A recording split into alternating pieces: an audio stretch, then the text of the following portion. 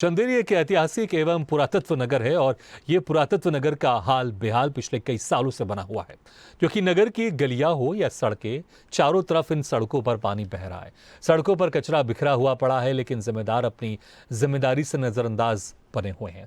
बात की जाए नगर पालिका चुनाव से पहले की, तब चुनाव जीतने के लिए उम्मीदवार चुनावी मैदान में उतरे थे, तो वार्ड के विकास को लेकर बड़े बड़े वादे करते थे। और आज चंदेरी नगर की नगर पालिका में कांग्रेस का अध्यक्ष बने हुए करीब 4 माह गुजर गए, लेकिन अभी तक नगर में कोई विकास कार्यों की शुरुआत भी नहीं हुई है।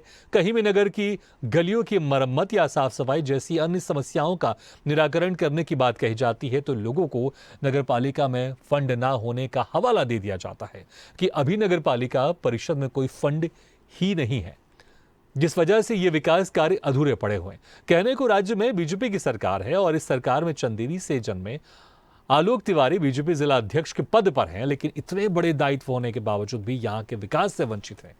ये नगर, यदि बात की जाए कांग्रेसी, तो कांग्रेस से विधायक गोपाल सिंह चौहान है। यदि दोनों विकास की राह पकड़ लें तो ये नगर का अच्छा खासा यहां पर विकास कर सकते हैं। उसको बनना चाहिए नगर पालिका के इलाके में। ये तो हौस खास आज से करीब 550 साल पुराना तालाब है ये। इस तालाब के किनारे तो लोग घूमने भी आते हैं, तो वो तो सुबह भी गिरते भी होंगे इसमें जरूर।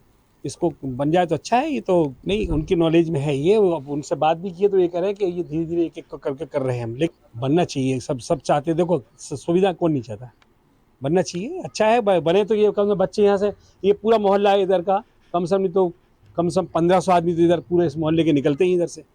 बच्चे गिर जाए, स्कूल जाते हैं, आपके सामने स्कूल बच्चे जाते देखे, मोटरसाइकिल फिसले, किसी चोट लग जाए। अच्छा है, बनना चाहिए।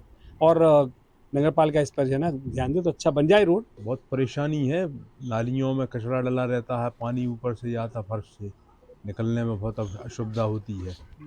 कईयों बार वार्ड मेंबरों से भी कहा, नगर पालिका में भी आवेदन दिया, कोई सुनवाई नहीं होती। बिल्कुल रोड बहुत ख़राब है, पैदल चलना मुश्किल है। तो ये था कि मैंने बढ़िया काम होंगे, नए मेंबर बन रहे हैं, लेकिन ऐसा लग नहीं रहा है कि काम हो रहा है। विकास तो कुछ दिख ही नहीं रहा है।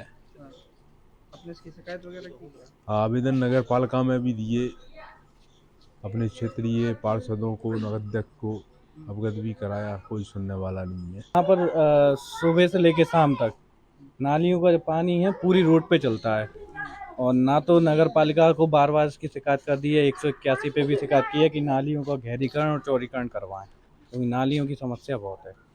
कोई भी किसी भी प्रकार की समाधान नगर पालिका द्वारा अभी तक नहीं निकाला गया है। शिकायत वगैरह की है? 181 पे कईयों बार शिकायतें की हैं, लेकिन कोई समस्या का समाधान नहीं होता है। नगर पालिका वाले आते हैं, कंप्लेंट कैंसिल करवा के और चले जाते हैं। आश्वासन भी पूर्ण तरीके से नहीं मिलता है। एक ऐतिहासिक एवं पुरातत्व नगर है, जिस पुरातत्व नगर के मैं वार्ड क्रमांक 11 में खड़ा हूँ, जहाँ की सड़कों के हाल बेहाल हैं, लेकिन यहाँ की सड़कों की मरम्मत पिछले कई सालों से नहीं की गई है, जिस कारण यहाँ के जो राहगीर हैं, उन राहगीरों को इस कीचड़ के बीच से होकर गुजरना पड़ता है। मानिए, अभी तो सर्दी का मौसम है। इस सर्दी के मौसम में लोग, जैसे कि यहाँ से ये स्थिति बनी हुई है सर्दी के मौसम में, तब बरसात आती होगी, बरसात के समय में लोगों के बीच क्या स्थिति बनी रहती होगी, किस परेशानियों को लेकर कि उनको इन गंदे कचड़े की यानी कीचड़ के बीच से होकर कि गुजरना पड़ता है। लेकिन यहाँ के जिम्मेदारों द्वारा कोई भी ध्यान नहीं दिया जाता है। बात की जाए नगर पालिका प्रशासन की, तो आज 6 माह से अधिक बीत गए हैं, लेकिन यहाँ की सड़कों के हाल बेहाल अभी भी बने हुए हैं। तब चुनावी माहौल था और चुनाव को लेकर की जो प्रत्याशी खड़े हुए थे, उन्हों के द्वारा पब्लिक से, यहाँ के वार्ड वासियों से तरह तरह के वादे किए गए थे कि हम आपकी शहर यानी वार्ड का सुंदर सड़क बढ़िया से बना देंगे। लेकिन यहाँ की सड़कों के अभी भी हाल बेहाल हैं, लेकिन धरातल पर कुछ भी नहीं है, क्योंकि जब भी विकास को लेकर की कोई बात कही जाती है तो जिम्मेदारों द्वारा फंड ना होने का हवाला दे दिया जाता है। स्वदेश न्यूज के लिए चंदेरी से दिनेश प्रजापति। तो चुनाव से पहले जनप्रतिनिधि तो लाख दावे करते हैं, बड़े बड़े वादे करते हैं कि हमें वोट दीजिए, हमें जिता दीजिए, हम ये करेंगे वो करेंगे, लेकिन चुनाव के बाद कहाँ वो गायब हो जाते हैं। जनता परेशान रहती है और जो काम के लिए जनता तरसती रहती है कि वो एक उम्मीद के साथ कि जिस विकास के लिए उन्होंने अपने जनप्रतिनिधियों को वोट दिया था, उनको जिताया था, वो आएंगे, कुछ उद्धार करेंगे, हमारी सड़कों को ठीक करेंगे, जो नाली है उसको साफ करेंगे, पानी की समस्या को दूर करेंगे। लेकिन यहाँ पर ऐसा होता हुआ दिखाई नहीं दे रहा। और ज़्यादा जानकारी के लिए हमारे साथ जुड़ रहे हैं दिनेश प्रजापति, जो कि संवाददाता चंदेरी से, और साथ ही हमारे साथ जुड़े हुए हैं बीजेपी जिला अध्यक्ष अशोकनगर से आलोक तिवारी जी, और हैं विवेकांत भार्गव जी, ब्लॉक अध्यक्ष कांग्रेस चंदेरी है। आप दोनों मेहमानों के बहुत बहुत स्वागत है हमारी इस खास चर्चा पर। आलोक तिवारी जी, बीजेपी की सरकार है, लेकिन उसके बावजूद चंदेरी एक ऐतिहासिक जगह है, वहां पर कई लोग आते हैं, घूमने फिरने के भी आते हैं, लेकिन बावजूद इसके वहां के जो कुछ ऐसे इलाके हैं वो मूलभूत सुविधाओं से भी तरस रहे हैं। चुनाव से पहले तो बड़े बड़े वादे कर दिए जाते हैं, लेकिन चुनाव के बाद वो चीजें उनको मिलती नहीं है। आखिर ऐसा क्यों? क्या सिर्फ अब राजनीति सिर्फ वोट के लिए रह गई है? क्या जीतने के बाद वहां पर उनका विकास नहीं होगा? पहले तो पूरे चैनल के सभी दर्शकों को मेरा नमस्ते। मैं इसमें ये कहना चाहता हूँ कि चंदेरी की एक बड़ी विडंबना है। चंदेरी में वर्ष 2003 से आज तक कांग्रेस के विधायक श्री गोपाल सिंह चौहान हैं। इसके अलावा 1999 से लेकर अभी 2022 आलोक जी, एक चीज और जोड़ना चाहूंगा, मुझे लगता है एक लाइन उसमें और जोड़िएगा। 2003 से लेके बीच का 1.5 साल हटा दें तो आप लोग की सरकार है बीजेपी की। ना वही मैं कह रहा हूँ कि वर्ष 2003 से लेकर अभी तक कांग्रेस के विधायक गोपाल सिंह चौहान चंदेरी को लीड कर रहे हैं, और 99 से लेकर 2023 तक एक 5 साल सिर्फ गोपाल को लीड का आप छोड़ दीजिए तो यहाँ कमोबेश कांग्रेस का ही नगर पालिका रही है। पिछले 7 साल से कांग्रेस का प्रत्याशी ही नगर पालिका अध्यक्ष था। वर्तमान में भी यहाँ कांग्रेस का जो के नगर पालिका अध्यक्ष है। मैं समझता हूँ कि राहु काल चल रहा है। राहु काल की स्थिति ये है कि तो आप ये कह रहे हैं कि जो आप लोग की सरकार है, जो काम करवाना चाहती है, वहां पर जो कांग्रेस के विधायक है या नगर पालिका अध्यक्ष है, वो उस तरह का विकास कार्य नहीं करने दे रहे हैं। नहीं कर सकते, ये अयोग्य हैं, ये इनकी विकास में रुचि नहीं है। ये ठीक है विवेकांत जी, सरकार भले बीजेपी की 2003 से, लेकिन जो विधायक की अगर बात करें या अगर अभी की बात करें, नगर पालिका कांग्रेस अध्यक्ष है वहां पर, वो ये कह रहे हैं, सीधे तौर पर बीजेपी के नेता आरोप लगा रहे हैं कि आप लोग विकास कार्य नहीं करने दे रहे हैं और आप लोग विकास कार्य नहीं कर रहे हैं। सबसे पहले तो आप सभी के लिए मकर संक्रांति की शुभकामनाएं, लोहड़ी पर्व की शुभकामनाएं। और इस शुभ अवसर पर में इतना बड़ा झूठ किसे बोला जा रहा है? आप ये बताएं, एक विधायक को कितनी विधायक निधि मिलती है?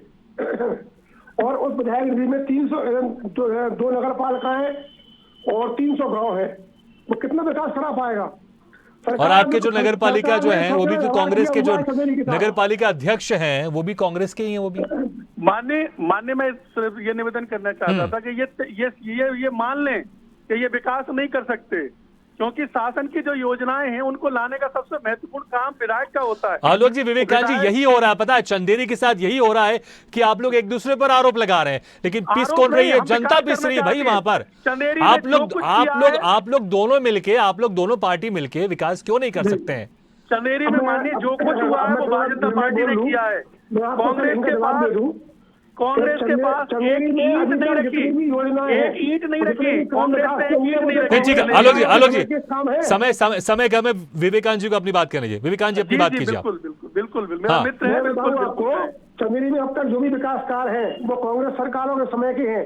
सब भाजपा का दिया है, कांग्रेस का कुछ नहीं है। विवेकांत जी अभी का बताइए, नगर पालिका में कांग्रेस के अध्यक्ष है, वहां पर जो अध्यक्ष है वो कांग्रेस के हैं।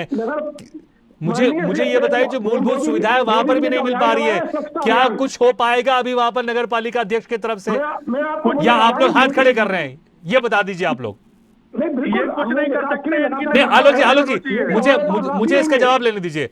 विवेकांत जी, नगर पालिका जो वहां पर अध्यक्ष है कांग्रेस के, क्या कुछ कर पाएंगे या हाथ खड़े कर रहे हैं कि हमसे कुछ नहीं हो सकता, हमारे पास निधि नहीं है, हमारे पास फंड नहीं है? आप ये बताइए, हम लोग फंड की व्यवस्था भी कर रहे हैं। सरकार ने सारे फंड, जितनी राशि आती मूल हमको मिलती थी, चाहे वो चुंगी क्षतिपूर्ति को, मूलभूत की हो, 5-15 वित्त की हो, सब ने कटौती कर दी है। सारी राशि कटौती कर दी। हमारे वेतन के नाले पाल दिए हैं। ऐसा सोचना व्यवहार इस एक ऐतिहासिक शहर के साथ। ठीक है, देखिए समस्या मुझे लगता है कि जनता आप दोनों को सुन रही है, समझ में आ रहा है कि एक दूसरे पर ठीकरा फोड़ रहे हैं, बीजेपी वाले कांग्रेस पर वाले बीजेपी पर, लेकिन यहाँ पर जो विकास कार्य है वहां से लोग परेशान हो रहे हैं क्योंकि विकास कार्य नहीं हो रहा है। ठीक है, समय बहुत कम है। आलोक जी, विवेकानंद जी, बहुत बहुत शुक्रिया हमसे जुड़ने के लिए। दिनेश, आपके बहुत बहुत शुक्रिया इस खबर को स्वदेश न्यूज के माध्यम से लोगों तक पहुंचाने के लिए, और उम्मीद करते हैं कि अगर सरकार के यहाँ पर सरकार इस खबर को देख रही है तो ध्यान देगी यहाँ पर। ऐसा नहीं होना चाहिए कि यहाँ पर अगर विधायक किसी दूसरी पार्टी का है या नगर पालिका के अध्यक्ष किसी दूसरी पार्टी का है, जनता विकास चाहती है, क्यों नहीं सब मिलकर आइए, इकट्ठा होइए और विकास कीजिए, बजाय इसके कि एक दूसरे पर हम आरोप लगाएं कि ये हमको विकास नहीं करने दे रहे या इनकी जिम्मेदारी है। सबको मिलकर विकास करना चाहिए, क्योंकि अगर जो जिसकी जिम्मेदारी होगी वो पूरा करेगा तो चुनाव में उसको फायदा भी होता है, इसमें कोई शक नहीं।